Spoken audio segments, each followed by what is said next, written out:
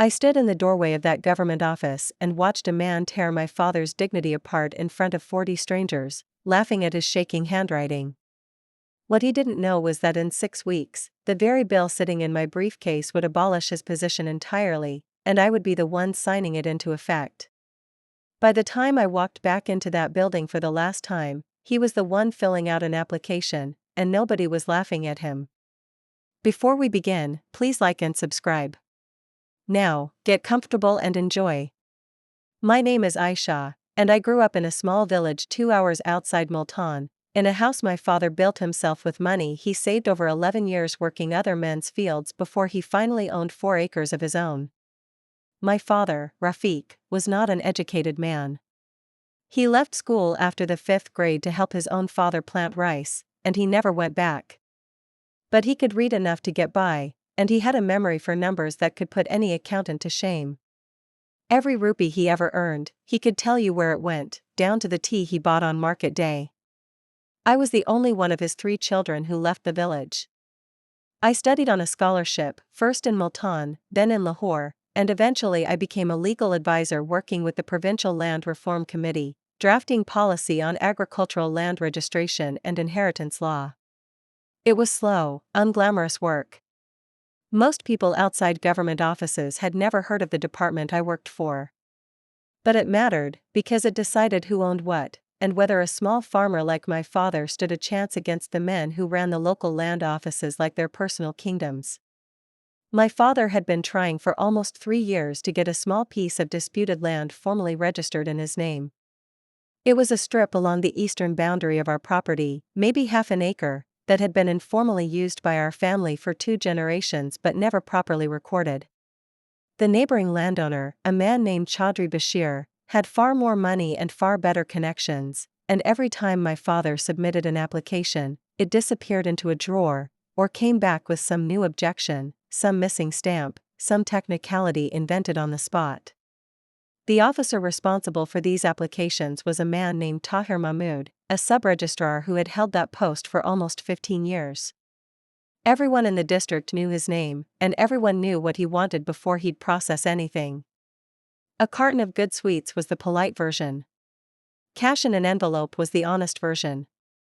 My father had tried both, in small amounts he could afford, and it had gotten him nowhere, because Chaudhry Bashir could always offer more. I told my father, more than once, that I could help him with the paperwork, that I understood the language of these applications and could make sure nothing was missing. He always refused. He was proud, in the quiet way of men who have worked with their hands their whole lives and don't like accepting help, especially from a daughter who they still, in some small corner of their mind, pictured as a little girl. He wanted to do it himself. He wrote out the application by hand, slowly, checking his own spelling, using a fountain pen he'd owned since before I was born.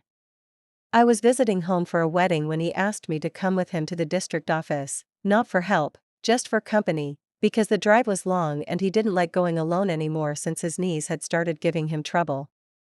I said yes without hesitation. I had no idea that day would end the way it did, and I certainly had no idea that the paperwork sitting in my own bag, back at the house where I was staying, would eventually make the man behind that counter irrelevant. The district office was the same as I remembered from childhood, a low concrete building with peeling blue paint and a line of white plastic chairs bolted to the floor, half of them missing their backs. There were maybe 30 people waiting that morning, farmers mostly, holding folders and files, some of them looking as tired as my father, having clearly made the same trip more times than they could count. Tahir Mahmood sat behind a wooden counter with a ceiling fan wobbling above him, wearing a crisp white shellwork camise that looked far more expensive than a sub-registrar's salary should allow. He had a habit of not looking up when people approached, making them wait an extra 30 seconds just to remind them who held the power in that room. When my father finally reached the counter and placed his handwritten application down, along with the folder of supporting documents, Tahir picked it up between 2 fingers like it was something dirty. He turned it over once, then again, and then he laughed. Not a quiet laugh either. A loud one, meant to be heard by everyone in the room. He held the paper up and said, to no one in particular but loud enough for the whole office, "Look at this, written like a child learning his alphabet. Does this old man think this is a school notebook?" Someone near the door chuckled nervously. My father's face didn't move, but I saw his hand tighten slightly around the edge of the counter. Tahir kept going. He said my father should be ashamed showing up with something like this, that in 15 years he had never seen an application this poorly written, that maybe if my father had spent less time in the fields and more time learning to write properly, he wouldn't need to keep coming back here wasting government time. He said this while flipping through pages he clearly hadn't read, performing for an audience, enjoying every second of my father's silence. I felt something in my chest go very still. Not hot, the way anger usually feels. Cold. Precise. I have felt genuine rage exactly a handful of times in my life, and every single time, it has come with the exact same sensation, a kind of quiet clarity where the noise of the room falls away and I can suddenly see every detail with unnatural sharpness. The fan wobbling above his head. The half-empty glass of tea by his elbow. The gold watch on his wrist that had to have cost more than his monthly salary. The way he refused to make eye contact with my father even once during the entire humiliation. I did not raise my voice. I did not tell him who I was. I did not even correct him. I simply reached over, took the application gently from his hand, and said that we would be back, and that he shouldn't lose the file in the meantime, because we would need it again very soon. He smirked at that, clearly assuming I was just an embarrassed daughter trying to save face, and told my father, still loud enough for the room, that he should bring someone who actually knows how to write next time. We walked out. My father didn't speak the entire drive home, and neither did I, not because there was nothing to say, but because I was already working through what needed to happen, in the same methodical way I would draft a legal brief. I did not tell my father what I was thinking. There was no need yet. Some things you don't share until they're finished, because unfinished plans have a way of becoming hopeful expectations, and I did not want to hand him hope. I wanted to hand him a result. What Tahir Mahmood did not know, and what almost no one outside my department knew yet, was that I had spent the last 8 months as part of a 3-person legal team drafting the Provincial Land Records Digitization and Accountability Bill, a reform package designed specifically to dismantle the exact kind of informal power that men like him had built their careers on. The bill would digitize every land record in the province, remove discretionary approval powers from sub-registrars entirely, and replace the current district office structure with regional processing centers staffed by rotating officers with no permanent local authority. Every application would be logged, time-stamped, and auditable, with automatic escalation if any file sat untouched longer than 14 working days. The bill was already through its second reading in committee. It was scheduled for final review and signature within 6 weeks. I had helped write the section on corruption reporting mechanisms myself, including a provision allowing any citizen to file a formal complaint with supporting evidence directly to the Provincial Oversight Board, bypassing the local office entirely, with mandatory investigation within 30 days.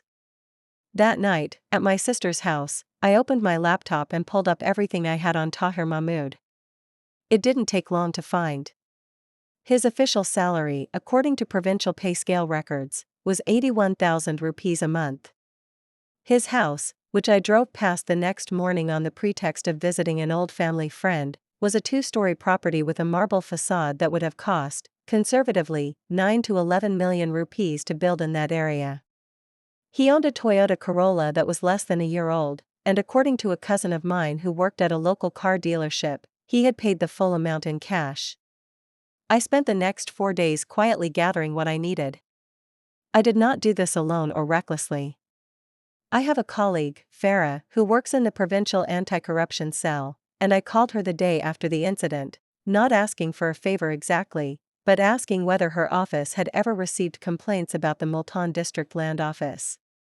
She told me, almost laughing, that they had a whole folder on it, complaints going back 6 years, none of which had ever been formally investigated because no one with enough standing had pushed for it.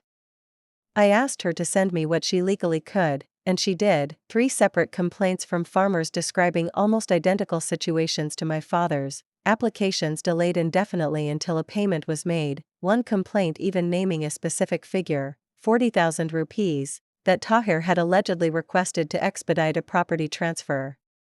None of these complaints had gone anywhere because the complainants had no documentation, no witnesses willing to go on record, nothing that would hold up.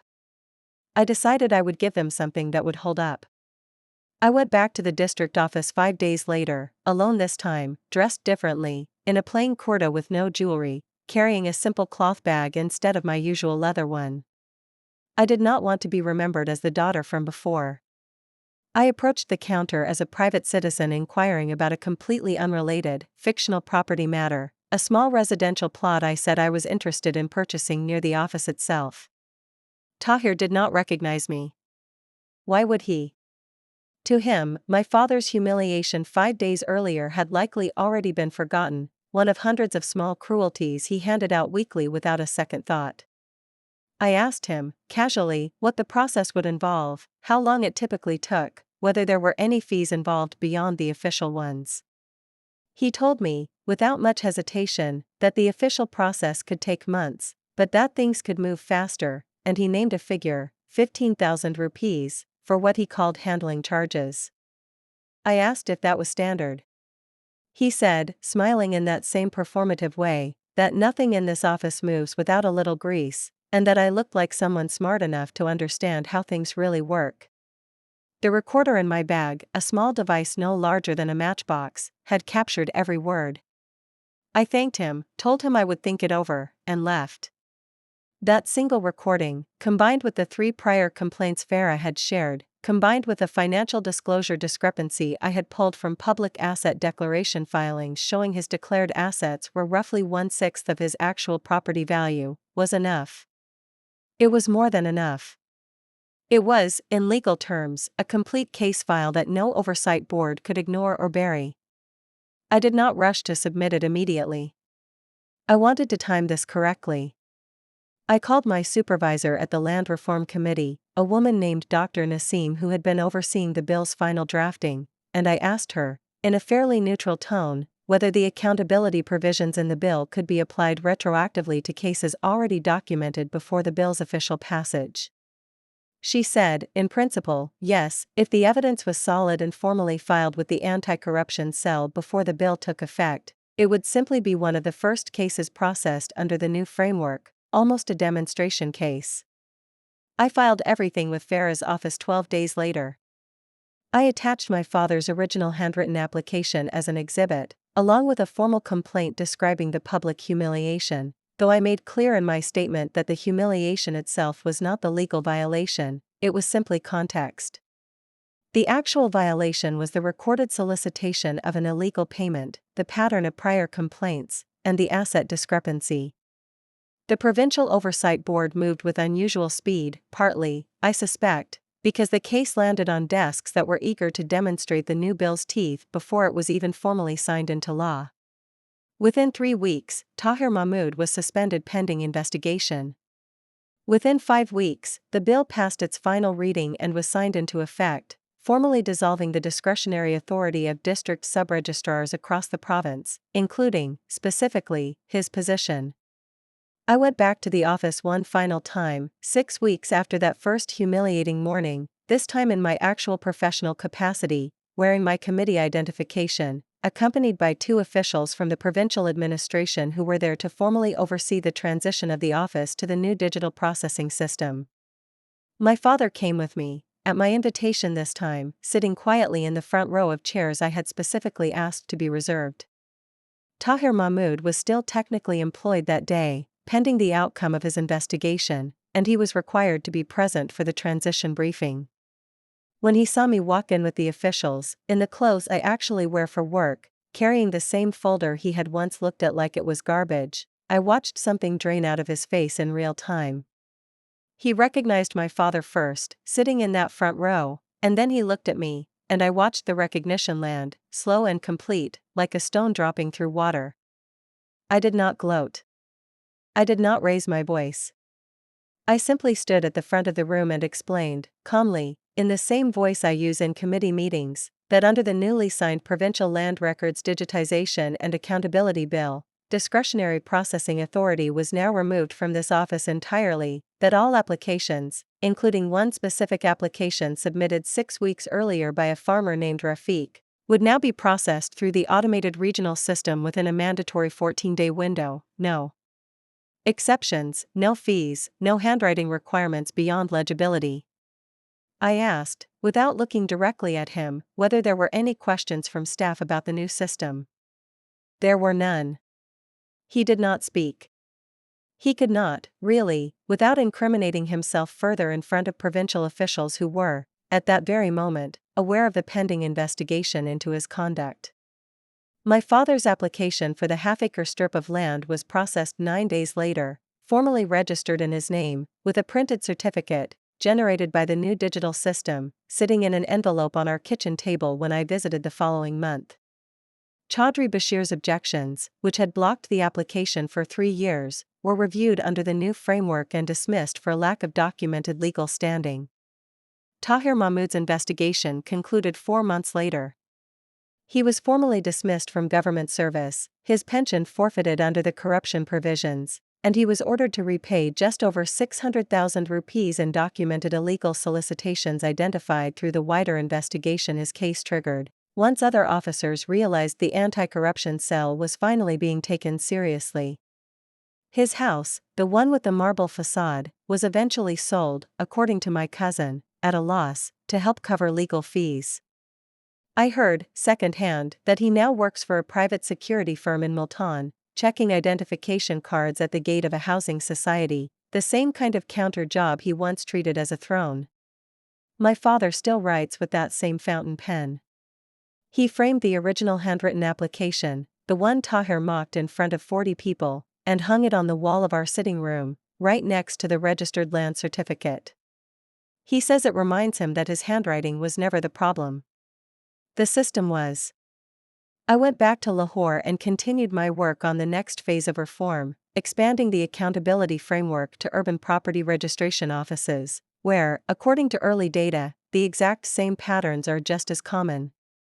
My father calls me sometimes now, not to ask for help with paperwork, but just to talk, and every time, before we hang up, he tells me the same thing, that he always knew I'd end up writing something that mattered. He just didn't know I'd end up writing the law that finally gave him back his dignity. If you found this story compelling, don't forget to like, share, and subscribe to the channel for more stories like this. Let me know in the comments what you would have done.